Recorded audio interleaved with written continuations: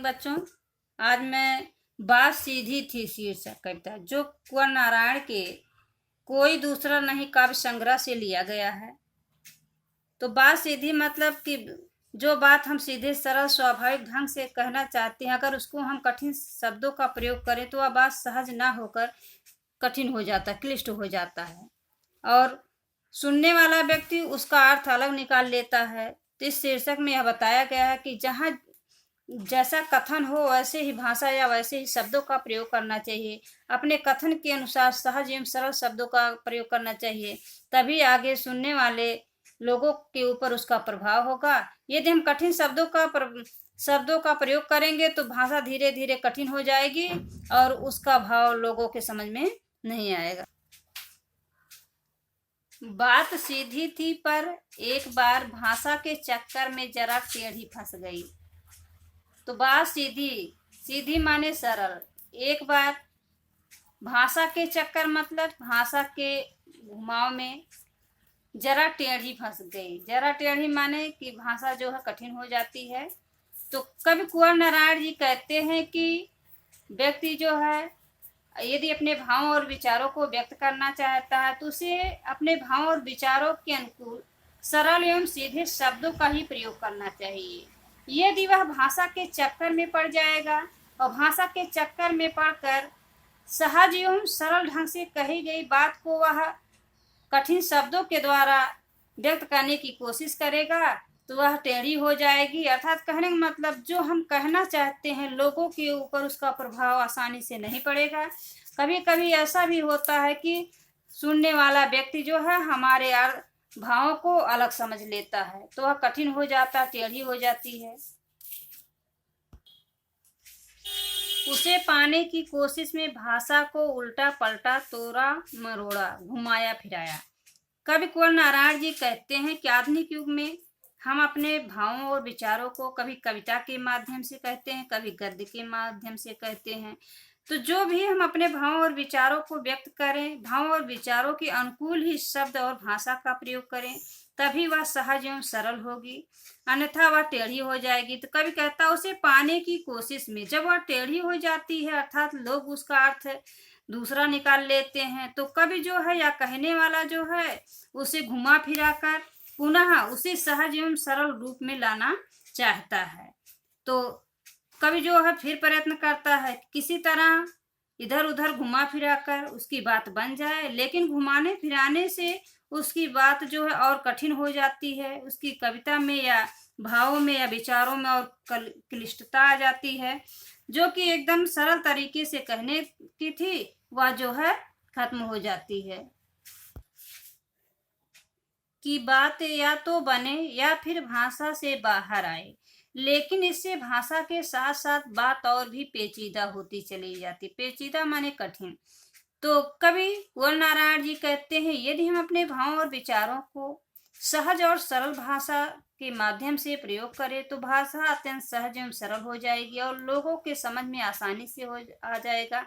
वह कभी भी दुरूह एवं कठिन नहीं होगा। लेकिन की बात या बने या फिर भाषा से बाहर आए, कभी सोचता है कि मेरे कथ्य को लोग जो दूसरा अर्थ निकाल रहे हैं वह दूसरे शब्दों का प्रयोग करके पुनः उसी रूप में अर्थात सहज एवं सरल रूप में व्यक्त करना चाहता है, लेकिन ऐसा हो नहीं पाता। लेकिन इससे भाषा के साथ साथ बात और भी पेचीदा होती चली जाती। जितना ही वह घुमा फिरा कर अपने भावों को और विचारों को भाषा अर्थात शब्दों के माध्यम से समाज या देश के लोगों के समझ व्यक्त करना चाहता है, वह भाषा के चक्कर में पड़कर और कठिन हो जाती है और इस तरह से वह जो है भयानक रूप धारण कर लेती है और लोगों के समझ में नहीं आता है। या कभी कभी जो हम कहते हैं या कहना चाहते हैं लोग उसका अलग अर्थ निकाल लेते हैं। इस तरह से समाज में भयावह की स्थिति उत्पन्न हो जाती है। तो कवि यहाँ बताना चाहता है कि हर एक व्यक्ति को हमेशा सहज भाषा का ही प्रयोग करना चाहिए। कभी भी भाषा में क्लिष्टता या दुरूहता नहीं आने देनी चाहिए, क्योंकि अगर हम कठिन शब्दों का या भाषा के चक्र में शब्दों का जादू फैलाएंगे तो वह शब्दों के जालों में उलझ जाएगा और लोग उसका अनर्थ अर्थ निकालेंगे। तो बच्चों देखो आगे, सारी मुश्किल को धैर्य से समझे बिना मैं पेज को खोलने के बजाय उसे बेतरह कसता चला जा रहा था, क्योंकि इस करतब पर मुझे साफ सुनाई दे रही थी तमाशा बीनों की शाबाशी और वाह वाह। तो कवि कुंवर नारायण जी कहते हैं, सारी मुश्किल को धैर्य से समझे बिना जब कोई व्यक्ति अपने भावों और विचारों को नवीन शब्दों या कठिन शब्दों का प्रयोग करते हुए लोगों के समझ रखता है, तो धीरे धीरे नवीन शब्दों के द्वारा या कठिन शब्दों के द्वारा उसके भाव स्पष्ट रूप से नहीं हो पाते हैं और समझने वाला व्यक्ति उस कथन का अलग अर्थ निकाल लेता है। तो जब कहने वाले को यह बात मालूम होती है कि उसकी भाषा जो सहज एवं सरल थी, वह लोगों को क्या बताना चाहता था, लेकिन लोग उसका अलग अर्थ निकाल रहे हैं, तो वह सारी मुश्किल को वह जो है उसे बिना धैर्य के साथ अर्थात व्याकुल होकर उसे बाहर निकालने की कोशिश करता, अर्थात तो उस बात को पुनः वह सहज और सरल तरीके से उसी भाव में कहना चाहता है। तो मैं पेज को खोलने के बजाय तो मनुष्य को धैर्य पूर्वक काम लेना चाहिए, लेकिन ऐसी स्थिति में मनुष्य अपना धैर्य खो देता है, उसके मन में हताशा आ जाती है, निराशा आ जाती है। तो ऐसी विपरीत परिस्थिति में जो है मनुष्य को कभी हताश और निराश नहीं होना चाहिए, बल्कि धैर्य पूर्वक काम करना चाहिए, तो धीरे धीरे उसकी बात बन जाए। लेकिन जब हमारे मन में हताशा और निराशा आ जाएगी तो हमारी बात कभी बनती नहीं। मैं पेज को खोलने के बजाय मतलब कि जो मैंने अपने भाव को व्यक्त करने के लिए शब्द प्रयोग किया है उसका यह अर्थ होगा, लेकिन सुनने वाले उसका उस शब्द का अलग अर्थ निकाल लेते, क्योंकि हर एक शब्द का अपना अलग अर्थ होता है। तो भाषा के चक्कर में मनुष्य को नहीं पड़ना चाहिए। मैं पेज को खोलने के बजाय उसे बेतरह कसता चला जा रहा था। बेतरह माने बिना किसी तौर तरीके से कसता चला जा रहा था। तो बात क्या हुई, धीरे धीरे वह बात बिगड़ती चली जाती है, क्योंकि इस कर्तव्य पर मुझे साफ सुनाई दे रही थी। जब मैं ऐसा करने का प्रयास करता हूँ या लोग ऐसा करने का प्रयास करते हैं तो समाज के लोग उसका अलग अर्थ निकालते हैं और वह साफ साफ उसे सुनाई देता है कि कभी या अपने भावों विचारों को व्यक्त करने वाला वह व्यक्ति जो कहना चाह रहा था वह उसे सुनाई नहीं देता, उसके विपरीत सुनाई देता है।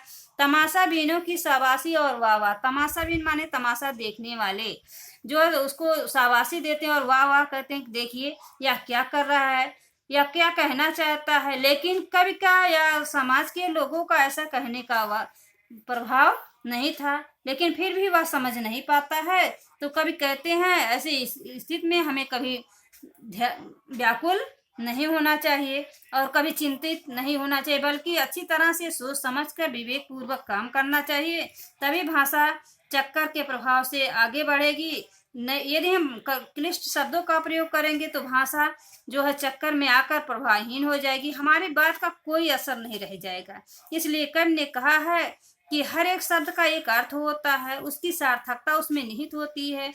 तो हम जैसे भावों और विचारों को व्यक्त करना चाहते हैं, हम उसी के अनुकूल ही शब्दों का प्रयोग करें, तभी उसमें सार्थकता आएगी, तभी हमारे बात का दूसरों पर या सुनने वाले पर या कहने वालों के प्रति जो हम भाव विचार व्यक्त कर रहे हैं तभी उसका प्रभाव होगा, अन्यथा उसका प्रभाव नहीं होगा। इसलिए कवि कहना चाहता है जहाँ अच्छी बात हो वहाँ उसी अनुकूल अच्छी शब्द को प्रयोग करना चाहिए, शब्द अच्छे शब्द से जोड़ना चाहिए। जब ऐसा होगा तभी जो है हम सहज एवं सरल तरीके से अपनी भावनाओं को विचारों को दूसरों के समक्ष रख सकते हैं। यदि भाषा के चक्कर में पड़ेंगे तो बहुत मेहनत करनी पड़ेगी और धीरे धीरे यदि हमें लगेगा कि हमारी भावनाएं विपरीत हो रही हैं, लोग हमको विपरीत समझ रहे हैं, हमारे बात को का असर उन पर नहीं पड़ रहा है, तो वह कठिन हो जाएगी और पुनः उसे सुधारने की कोशिश करेंगे तो वह अर्थहीन होकर गायब हो जाएगी, अर्थात हमारे बात का सुनने वाले पर कोई प्रभाव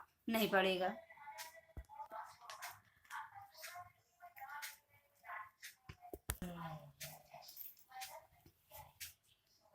आखिरकार वही हुआ जिसका मुझे डर था, जोर जबरदस्ती से बात की चूड़ी मर गई और वह भाषा में बेकार घूमने लगी। आखिरकार वही हुआ जिसका मुझे डर था। तो कवि कुंवर नारायण जी कहते हैं जो व्यक्ति अपने भाव और विचारों को व्यक्त करता है उसे यही लगा कि आखिरकार वही हुआ जिसका मुझे डर था कि मेरी बात कहीं प्रभावहीन न हो जाए। लोगों के समझ में ना आए, या मैं जो कहना चाहता हूँ लोग उसका विपरीत अर्थ निकालने लगे।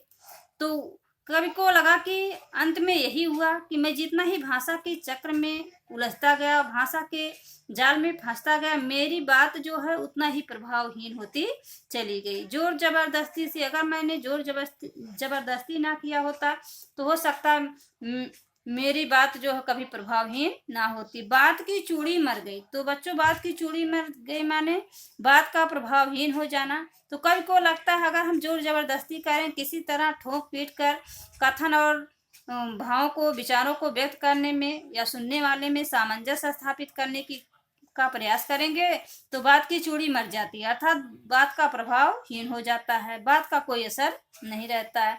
वह भाषा में बेकार घूमने लगती, वह भाषा के चक्र में पड़कर बेकार घूमने लगती है, और जो है उसमें कोई सार्थकता नहीं आ पाती।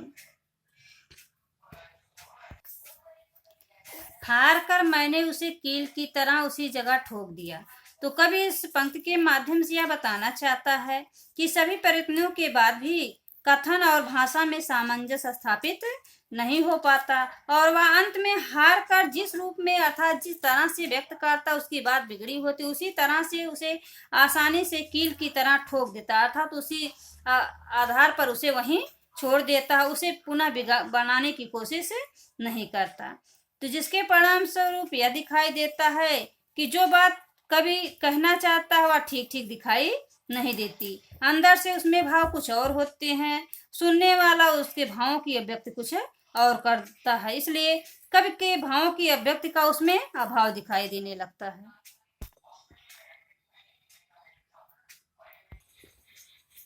बच्चों देखो आगे, ऊपर से ठीक ठाक पर अंदर से ना तो उसमें कसाव था ना ताकत, बात ने जो एक शरारती बच्चे की तरह। तो ऊपर से ठीक ठाक, कवि कहता है जब वह अपने सभी प्रयत्नों के बाद भी कथ्य और भाषा में सामंजस्य स्थापित नहीं कर पाता है, तो ऊपर से तो वह ठीक ठाक दिखाई देता है, लेकिन अंदर से वह ठीक ठाक दिखाई नहीं देता, अर्थात जो हम बात कह रहे हैं, जो ध्वनियां सुनाई दे रही हैं, उसके अनुकूल उसका अर्थ नहीं निकलता, उसमें कोई शक्ति या कसाव नहीं रहता, वह कमजोर प्रभावहीन हो जाती है। बात ने जो एक शरारती बच्चे की तरह है, बात उसी तरह उस समय दिखाई देती है जिस तरह से एक शरारती बच्चा शरारत करता है और अपने उल्टे सीधे शब्द के द्वारा लोगों को चिढ़ाता है। तो भले वह शरारत करता है, लेकिन उसकी शरारत का प्रभाव व्यक्ति के ऊपर नहीं पड़ता, क्योंकि लोग सोचते हैं यह बच्चा है, इसके वाणी में कोई दम नहीं है या इसको समझ नहीं है। तो इस तरह से यदि हम अपने भावों को, विचारों को व्यक्त करते समय सही बात का सही जगह पर सही शब्द का प्रयोग नहीं करेंगे, तो शरारती बच्चों की बात की तरह हो जाएगी, उस वह भाषा शक्तिहीन हो जाएगी, उसमें कोई प्रभाव दिखाई नहीं देगा। मुझसे खेल रही थी, मुझे पसीना पोंछते देखकर पूछा, क्या तुमने भाषा को सहूलियत से बरतना कभी नहीं सीखा? तो कभी कुंवर नारायण जी कहते हैं मुझसे खेल रही थी, मुझसे खेल रही थी मतलब जैसे लगता है कि कवि को जब कथन और भाषा में ठीक सामंजस्य नहीं होता, तो भाषा जैसे कवि या बात को कहने वाले से प्रश्न पूछने लगती है और बातों के द्वारा वह खेल खेलती है। तो मैं उस समय भाषा के प्रश्न का जवाब नहीं दे पाता, क्योंकि मैंने कभी भी भाषा को सही तरीके से प्रयोग करना सीखा ही नहीं। यदि सही तरीके से शब्दों के साथ भाषा का प्रयोग करना सीखा होता, तो इस तरह से मैं कभी भी कठिनाई में ना पड़ता, मेरे सामने कोई परेशानी नहीं आती। तो उस समय भाषा जैसे लगता खेल खेलती हुई दिखाई देती है। भाषा स्वयं कहने वाले से या भावों विचारों को या कवि से प्रश्न करती हुई कहती है कि मुझे पसीना पोंछते देखकर पूछा, जब मैं परेशान हो जाता हूँ, अपनी बात को सही शब्दों के साथ जोड़ नहीं पाता हूँ, अर्थात कथन और भाषा में सामंजस्य स्थापित नहीं कर पाता हूँ, तो क्या तुमने भाषा को सहूलियत से बरतना कभी नहीं सीखा?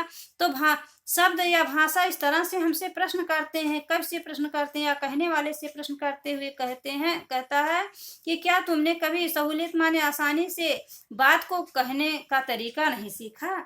तो उस समय यदि आप सहूलियत से बात करने का तरीका सीख लिए होते, अर्थात सहूलियत से अपनी बात को पेश करते, तो इस तरह से आपको अतिरिक्त मेहनत ना करनी पड़ती, आपको परेशानियां ना आती।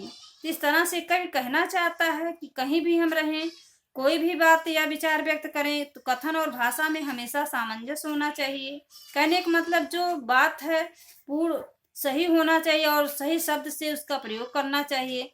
किसी अतिरिक्त दबाव की तब मेहनत नहीं होगी। यदि हम अपने भाषा के चक्कर में उलझते चले जाएंगे तो हमें अधिक मेहनत की जरूरत पड़ेगी और समझने वाले के हृदय में भी उसका बुरा प्रभाव पड़ेगा। इसलिए हमेशा जो है कवि को या कहने वालों को भाषा और शब्दों पर के सामंजस्य पर हमेशा जोर देना चाहिए, ताकि भाषा कभी कठिन ना हो, भाषा सहज एवं सरल हो और लोग समझने वाले या सुनने वालों को भी अधिक मेहनत ना करनी पड़े या बात ना बिगड़ने पाए। इस तरह से हमेशा बात बनी रहेगी। यदि हम भाषा के चक्र में पड़ेंगे, कठिन से कठिन शब्दों का, नवीन शब्दों का प्रयोग करेंगे, तो भाषा प्रवाहहीन होकर कठिन हो जाएगी और लोग उसका अलग अर्थ निकालेंगे।